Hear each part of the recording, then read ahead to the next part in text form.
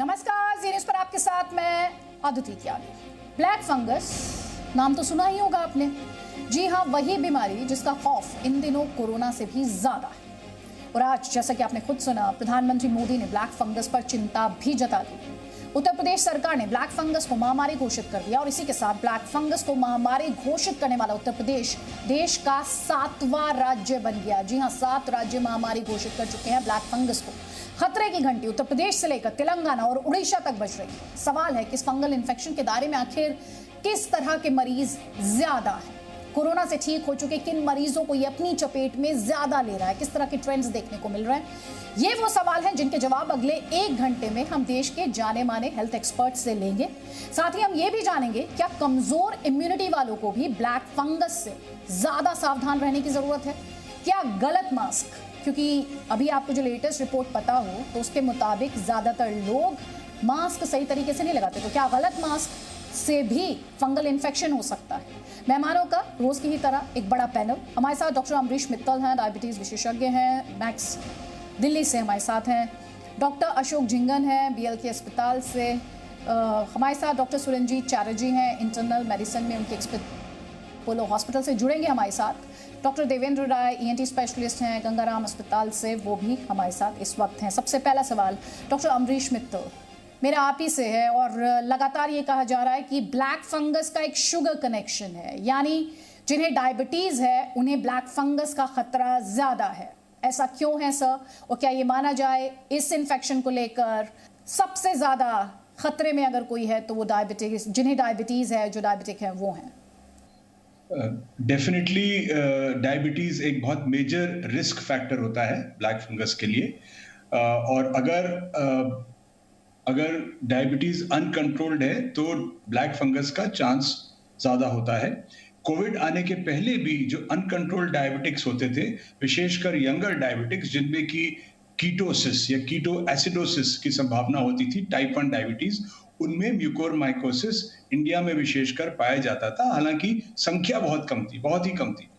इस वक्त जो हो रहा है उसमें जितनी इंक्रीज हुई है म्यूकोरमाइकोसिस में, रफली 80% केसेस जो होते हैं म्यूकोरमाइकोसिस के, इवन रिपोर्टेड इन कोविड, ये डायबिटीज के पेशेंट्स में होते हैं। और 75-80% पेशेंट्स जो है इसमें से ऐसे होते हैं जो स्टेरॉइड पे रहते हैं। तो इसलिए ये डायबिटीज और म्यूकोरमाइकोसिस का रिश्ता तो बहुत स्ट्रांग है, और इसीलिए उसके प्रिवेंशन में proper control of diabetes, specially जब स्टेरॉइड चल रहे हों, क्योंकि उस समय शुगर बहुत बढ़ जाती है, ये बहुत अहम हिस्सा है। डॉक्टर अशोक झिंगन, क्या ये माना जाए शुगर लेवल बढ़ने से फंगल इन्फेक्शन हो सकता है, या जैसे अभी डॉक्टर मित्तल बता रहे थे, शुगर लेवल्स का शूट अप करना फंगल इन्फेक्शन को एक तरह का आमंत्रण हो सकता है? हाँ, बिल्कुल सही कह रहे हैं आप, क्योंकि जैसे जैसे डॉक्टर मित्तल ने भी बहुत अच्छा कहा कि जब खास करके शुगर के लेवल ज़्यादा होते हैं और डायबिटिक कीटो एसिडोसिस होने के चांसेस बढ़ जाते हैं, तो ऐसी एसिडोटिक जो सिचुएशन होती है उसमें ये जो फंगस है ज़्यादा प्रोलिफरेट करता है और उसके ज़्यादा जो है इफेक्ट होने के चांसेस बढ़ जाते हैं। लेकिन होता क्या है कि खाली डायबिटीज़ के शुगर से अकेले ये नहीं हो रहा, हो ये रहा है कि इन सभी लोगों के अंदर जिनको डायबिटीज़ की वजह से, कोविड की वजह से डायबिटीज़ भी है और दोनों एकदम से जो है उनको स्टेरॉइड दिए जा रहे हैं, उस स्टेरॉइड की वजह से उनकी शुगर जो है 400-500 इतनी ज़्यादा बढ़ रही है। और एक और बात भी देखने को आई कि आम आदमियों में या लोगों के अंदर या जनरल प्रैक्टिशनर्स के अंदर एक ऐसी उनको जो है एक कहीं से इस तरह का उनको एक मैसेज पहुंचा कि आप अगर ऐसा बुखार होता है तो आप स्टेरॉइड ले लें और उस समय जो है पैरासीटामोल ले लें तो आप बच जाएंगे। तो एक्चुअल में जो स्टेरॉइड 1 हफ्ते बाद देने चाहिए वो मरीज शुरू से ही ले रहा है और काफ़ी लंबे टाइम तक लेता रहता है, तो इसकी वजह से ही उनके शुगर के लेवल बहुत ज़्यादा हो जाते हैं। और यही वजह है कि आज जो ब्लैक फंगस के जो जो केसेस देखने को मिल रहे हैं, और ख़ास करके आप देखिए कि गाँव में ज़्यादा आ रहे हैं, मतलब इस समय जो है रूरल एरिया से बहुत ज़्यादा पेशेंट्स आ रहे हैं। तो इसका मतलब वहाँ जो एक मैसेज गया और जहाँ पेशेंट्स को उनको स्टेरॉइड ज़्यादा दिए गए, तो उसकी वजह से ये प्रॉब्लम बढ़ रही है। और इसमें दो राय नहीं है कि वो लोग जिनको इम्यूनो सप्रेशन देते हैं, जिन लोगों को कीमोथेरेपी हो रही है, जिन लोगों के अंदर ऑर्गन ट्रांसप्लांट हुआ है, जिन लोगों को लिवर फेलियर है, जिनको किडनी फेलियर है, माल न्यूट्रिशन है, उन सभी लोगों के अंदर ब्लैक फंगस होने के चांसेस हमेशा ही बहुत अधिक रहेंगे। ठीक। डॉक्टर देवेंद्र राय, क्या ये माना जाए अगर शुगर लेवल्स कंट्रोल में है तो फिर ब्लैक फंगस का इन्फेक्शन नहीं हो सकता?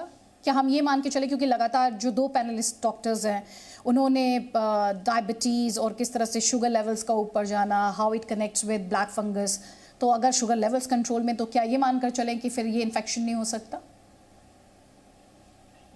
ऐसा कुछ नहीं है कि बड़े ही रिजिड रूल होते हैं किसी चीज के लिए, पर हाँ ये देखा गया है कि अगर डायबिटीज अच्छी तरह कंट्रोल पर है, कीटो एसिडोसिस नहीं है, बाकी सारी चीजें पैरामीटर्स ठीक हो रही हैं, तो चांसेस आप एकदम कम है। पर एक चीज आप देखिए कि आजकल जो है ये कोविड के साथ क्यों जुड़ा हुआ है, क्योंकि कोविड भी इम्यूनो कॉम्प्रोमाइज करता है। दो चीजें मिलकर आपको कुछ ज्यादा करते हैं, पर अगर आप कहें कि कोविड नहीं है, अगर नॉर्मल की तरह देखें तो मेरे ख्याल से अगर डायबिटीज कंट्रोल है चांसेस कम होते हैं।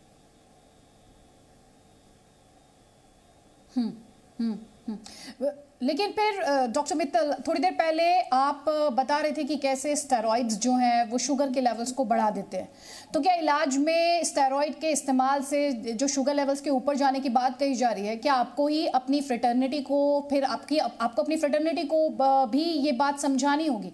क्योंकि at the end of the day doctors हैं जो इस तरह के स्टेरॉइड्स को देते हैं मरीजों को, and they don't have much of a choice.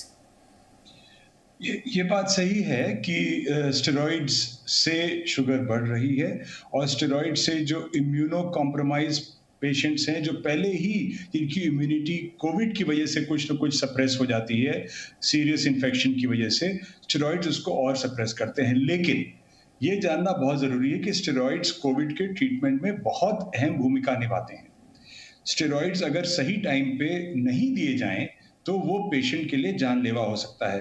तो ये डिसीजन मेकिंग, यही तो medicine, this is the nuance of medicine.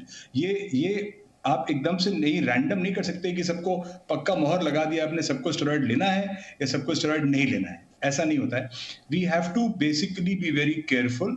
क्या इंडिकेशन है? जो इंडिकेशंस होते हैं सेकंड वीक में होते हैं, ऑक्सीजन ड्रॉप होता है या सीटी चेंजेस, ब्रेथलेसनेस या मार्क्ड इंक्रीज इन मार्कर्स, जो भी आप मान के चलें वो डिस्कस, जो डॉक्टर्स पैनल्स है उसमें ये रिपीटेडली डिस्कस हो रहा है।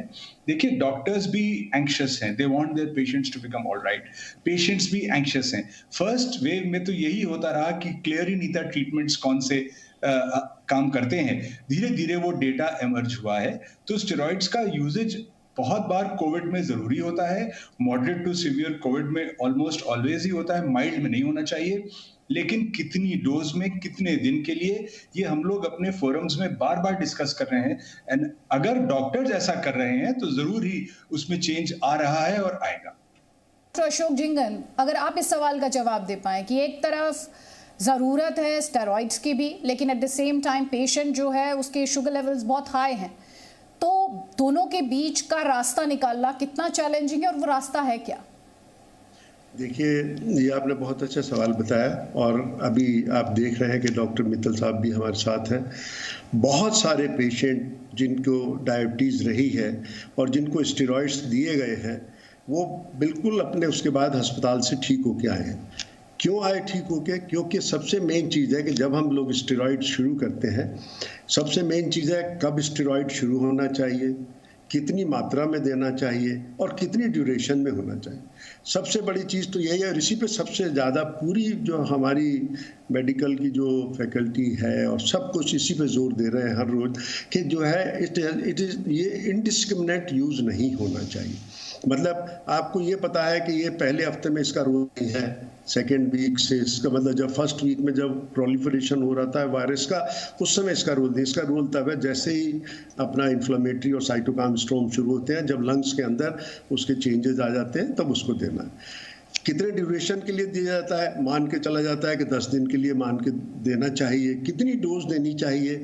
ये सब चीज़ें वो डॉक्टर्स के ऊपर निर्भर रहती हैं।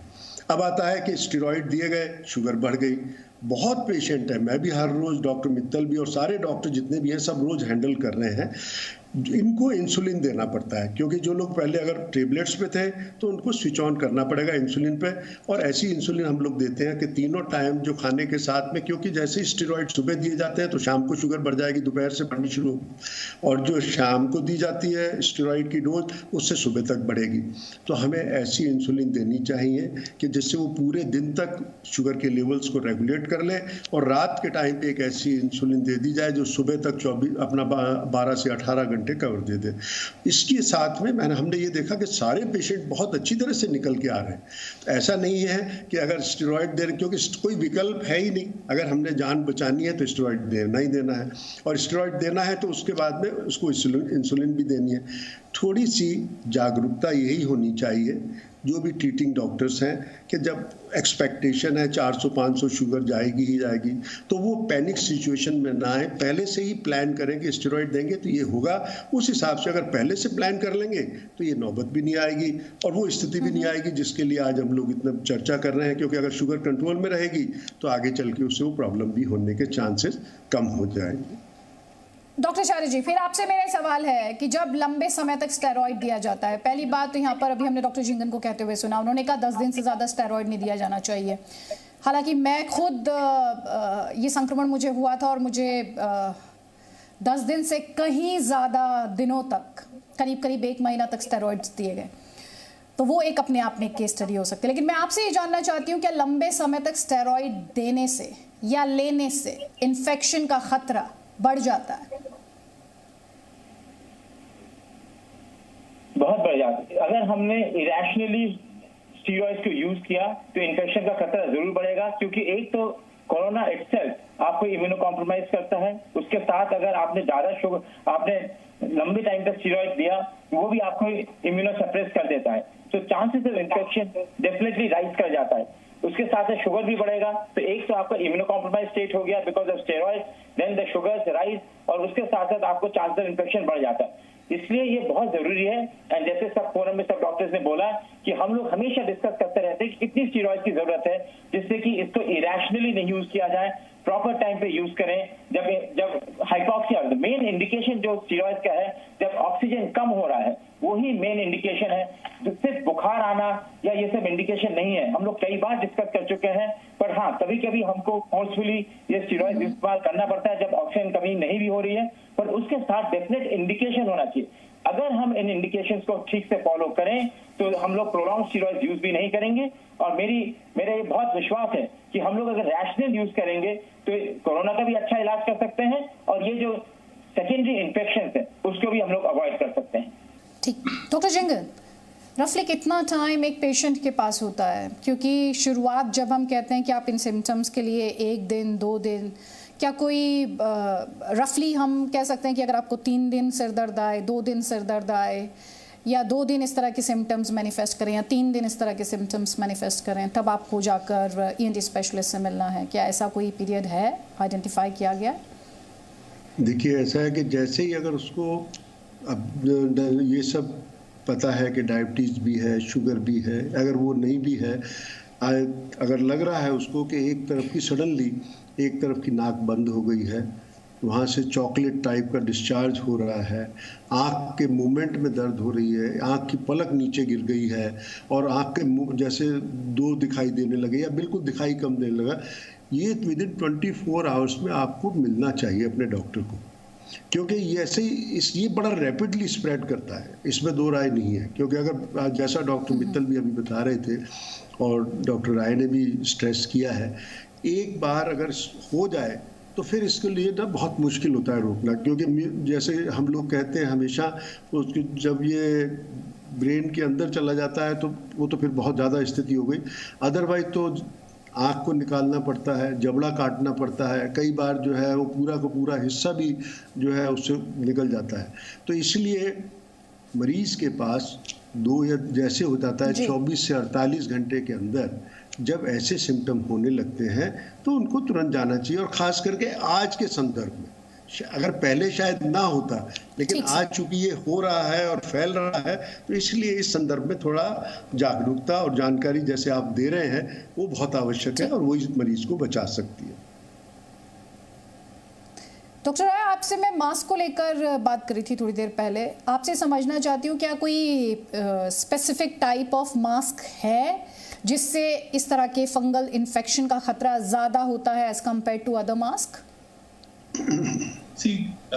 बेसिकली ये है कि कोई भी मास्क अगर फिटिंग ना हो, अगर फिटिंग वाला नहीं है, जैसे हम लोग सर्जिकल मास्क कहते हैं कि चलो आप यूज कर लीजिएगा, तो उसमें हवा अंदर आती है। अक्सर से हम लोग आमतौर पे लोग सर्जिकल मास्क ही यूज करते हैं, तो कई बार उसमें ये नहीं है कि उसमें हवा आएगी, आपके फंगस तो आएगी, तो वायरस भी थोड़ा बहुत आएगा, इसलिए कहते हैं 70% उससे कवर होता है।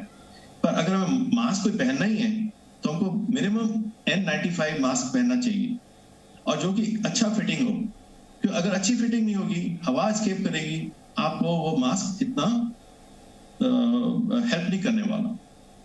डॉक्टर चैटर्जी, जिन्हें ब्लैक फंगस हो गया उसके बाद लाइन ऑफ ट्रीटमेंट क्या होनी चाहिए? क्या कोई टेस्ट नहीं है? टेस्ट तो नहीं है, जैसे कि डॉक्टर मित्तल ने पहले बोला कि जो एंडोस्कोपी करते हैं, स्क्रीपिंग, पहले स्क्रीपिंग सबसे स्क्रीपिंग से शुरू होना चाहिए, फिर ENT डॉक्टर्स की एंडोस्कोपी करके देख सकते हैं, फिर जरूरत पड़ने पर उसकी इमेजिंग स्टडीज होती है, जैसे कि CT स्कैन, MRI होता है। So there is a progressive sequence of testing जो कि की जा सकती है और इसका डायग्नोसिस बन जाता है। ऐसी बात नहीं कि इसका डायग्नोसिस नहीं बन जाता। अगर आपको सस्पिशन है तो you can diagnose this patient reasonably, not easily but reasonably well. जैसे ही डायग्नोज हो गया तो फिर अपने infectious disease control, internal medicine doctor, ENT doctor मिलके as a group of doctors we have to treat this thing, because इसमें anti fungal इस्तेमाल किया जाता है जो कि मोस्टली इंट्रावीनस होता है। एक आप एंटी फंगल के नाम सुन रहे होंगे, बहुत न्यूज़पेपर में आ रहा है, जिसका नाम है एम्फोटेरिसिन B, जो कि सबसे इफेक्टिव माना जाता है। और एक दवाई है जो कि जिसको कि पोसाकोनाजोल बोला जाता है। ये दो दवाई काफी इफेक्टिव होती हैं, पर इसको काफी लंबे टाइम तक इलाज करना पड़ता है मेडिकली। जरूरत पड़ने पर, और ये काफी कॉमन है कि सर्जिकल डिब्राइडमेंट या क्लीन भी करना पड़ेगा, जिसमें कि ENT सर्जन इन्वॉल्व होते हैं एंड जिसको कि इसको डिब्राइड करते हैं। जो भी एरिया ऑफ इन्वॉल्वमेंट है उस एरिया के, या आई डॉक्टर्स को इन्वॉल्व होना पड़ता है या ENT डॉक्टर्स को इन्वॉल्व होना पड़ता है, जो कि जिस भी एरिया में इस फंगस का इन्वॉल्वमेंट है उसको डिब्राइड करना पड़ता है।